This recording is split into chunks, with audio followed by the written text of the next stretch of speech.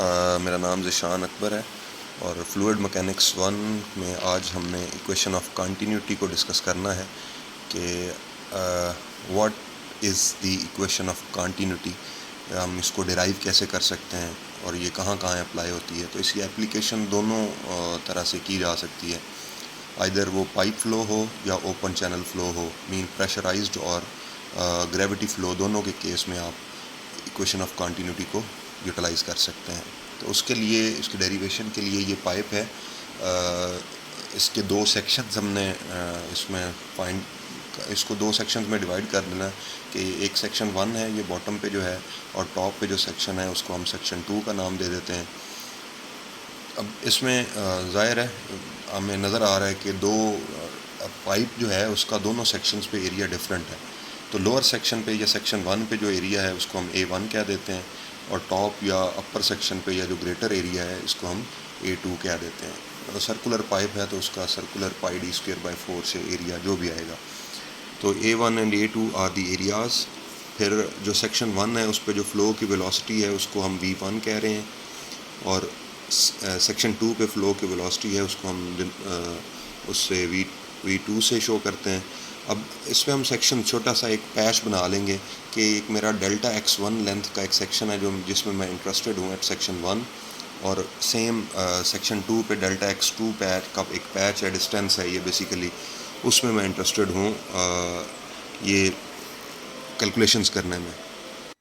और सेक्शन 1 पे हम जो मैस फ्लो है, मीन जितनी अमाउंट ऑफ मैस फ्लो कर रही है या जितना अमाउंट ऑफ वाटर या जितने KG water per unit time इसमें से फ़्लो कर रहा है उसको हम नोट डाउन कर लेंगे M1 से, और सेक्शन 2 पे सेम वही मैस फ्लो रेट जो है वो M2 है, मैस ऑफ फ्लूइड कह दें। तो ऑटोमेटिकली ये जितना मैस एंटर होगा उतना ही मैस वहाँ से एग्ज़िट करेगा, दरमियान में कोई ऐसा लॉस नहीं है। तो हमने इसके लिए कंडीशंस भी होती हैं कि आपका फ़्लो जो है वो इनकम्प्रेसिबल होना चाहिए, स्टेडी फ़्लो हो और यूनिफॉर्म हो, और लेमिनार फ़्लो होना चाहिए। तो उस केस में दोनों सेक्शंस पे जो एंटरिंग मैस है सेक्शन 1 पे और जो एग्ज़िट मैस है सेक्शन 2 पे, वो दोनों बराबर हैं, M1 = M2। तो हमने डेंसिटी का फार्मूला देखा हुआ है, इसको मैस ओवर वॉल्यूम होता है। अगर हम मैस लेना चाहते हैं तो हम डेंसिटी और वॉल्यूम को आपस में मल्टीप्लाई कर देते हैं। तो उसके बाद हम हर सेक्शन पे, सेक्शन 1 और सेक्शन 2 पे वॉल्यूम्स अगर कैलकुलेट करना चाहें तो सिंपली वॉल्यूम का फार्मूला लेंथ इंटू एरिया या एरिया इंटू हाइट होती है। तो यहाँ पे लेंथ है तो हम सिंपली क्रॉस सेक्शनल एरिया को उसकी डेप्थ या लेंथ या जो भी तीसरा फैक्टर होगा उससे मल्टीप्लाई कर देंगे तो वो हमारे पास वॉल्यूम आ जाएगा। तो हम अगर सेक्शन 1 पे वॉल्यूम लेना चाहते हैं V1, तो उस सेक्शन का एरिया जो भी होगा वो A1 उसे कह दें, और उसी सेक्शन पे जो सेक्शन वो हमने लेंथ ली हुई है पैच की, स्मॉल पैच लिया हुआ डेल्टा x1 है। इसी तरह से V2 का जो सेक्शन 2 पे जो वॉल्यूम है that is equal to A2 delta x2।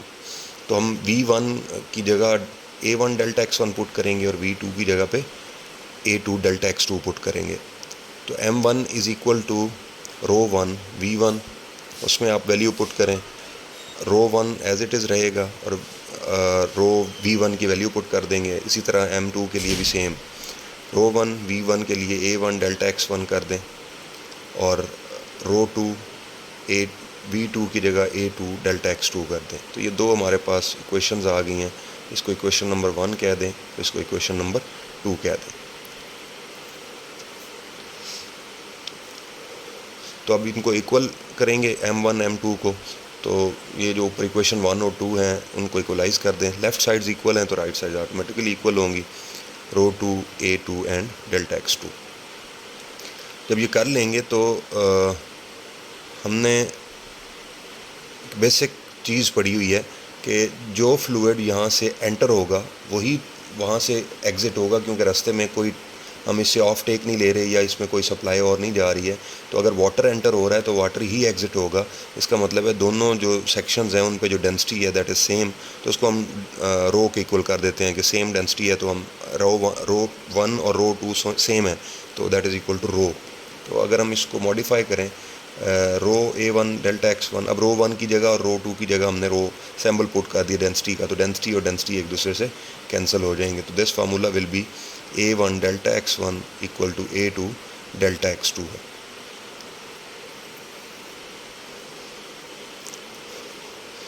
तो वही आप दोबारा से रिलेशन लिख लें, फिर उसको हम आगे प्रोसीड करेंगे। A1 delta x1, A2 delta x2। अब डिस्प्लेसमेंट और वेलोसिटी में एक रिलेशन हमें पता है कि डिस्प्लेसमेंट को जब हम टाइम पे डिवाइड करते हैं तो वेलोसिटी के इक्वल होता है। Displacement divide by time is equal to velocity. तो हमारे केस के अंदर जो डिस्प्लेसमेंट है वो डेल्टा x है। अगर हम फर्स्ट सेक्शन पे वेलोसिटी इसको स्मॉल सिंबल से शो करते हैं, स्मॉल v से, तो v1 will be delta x1 over t and v2 is equal to delta x2 over delta t. T को डेल्टा टी कह दें क्योंकि हम स्मॉल पैच ऑफ या स्मॉल टाइम इंटरवल में कर रहे हैं। When time approaches to zero है, वेरी स्मॉल इंटरवल है।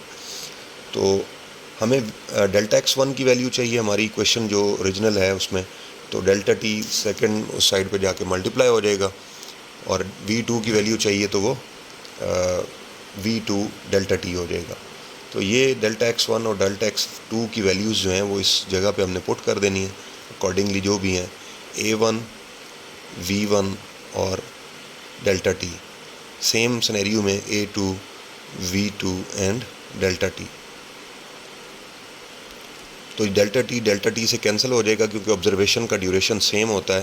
तो हमारे पास फाइनल जो फार्मूला होगा that is a1 v1 equal to, तो ये वेलोसिटीज़ हैं दोनों, ये वॉल्यूम नहीं है। दोनों जो v हैं, v1 is the velocity at section 1 and v2 is the velocity at section 2। तो a1 v1 is equal to a2 v2। तो ये हमारे पास फाइनल फॉर्म है इक्वेशन ऑफ कंटिन्यूटी की। This equation is known as the equation of continuity. इसको आप different scenarios पे अप्लाई कर सकते हैं। आप इसे ओपन चैनल में अप्लाई करना चाहें, आप इसे क्लोज कंडुइट पे अप्लाई करना चाहें, पाइप फ्लो पे, किसी भी जगह पे आप इस इक्वेशन को अप्लाई कर सकते हैं। तीन इसकी कंडीशंस हैं कि फ़्लो स्टीडी हो, यूनिफॉर्म हो, इनकम्प्रेसिबल हो और नॉन विस्कस। ये चौथी कंडीशन है कि जो फ़्लो आपका जो फ्लूइड है वो नॉन विस्कस हो, मतलब उसमें विस्कोसिटी ना होने के बराबर हो। ये आइडियल कंडीशंस के लिए होती हैं, वैसे रियल कंडीशंस के अंदर इसको अप्लाई कर सकते हैं। Thank you very much.